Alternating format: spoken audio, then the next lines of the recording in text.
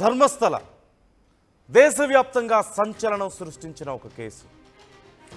వందల మంది మహిళలు, చిన్నారులు ప్రాణాలు కోల్పోయినటువంటి ఒక స్థలం.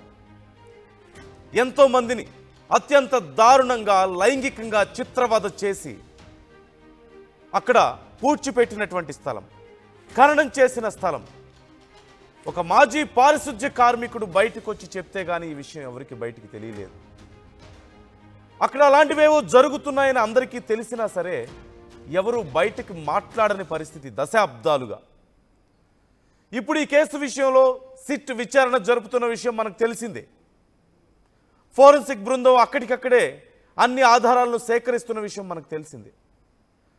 మొత్తం 13 స్పాట్స్ని సెలెక్ట్ చేసుకున్నారు. ఆ 13 స్పాట్స్ని త్రవ్విన విషయం మనకు తెలుసు.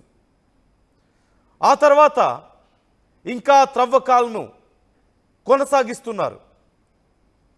బాహుబలి కొండ చుట్టూనే ఈ త్రవ్వకాలన్నీ జరుగుతున్నాయి. ఇప్పటి వరకు మొత్తం 16 ప్లేసెస్లో తవ్వారు. 13వ స్పాట్లో జీపీఆర్ గ్రౌండ్ పెనిట్రేటింగ్ రాడార్తో సెర్చ్ చేసినట్లుగా తెలుస్తోంది. మరింత యాక్యురేట్గా వీలైనంత త్వరగా ఈ కేసును ఛేదించాలనే ప్రయత్నంలో సిట్ ఉన్నట్లుగా మనకు తెలుస్తోంది.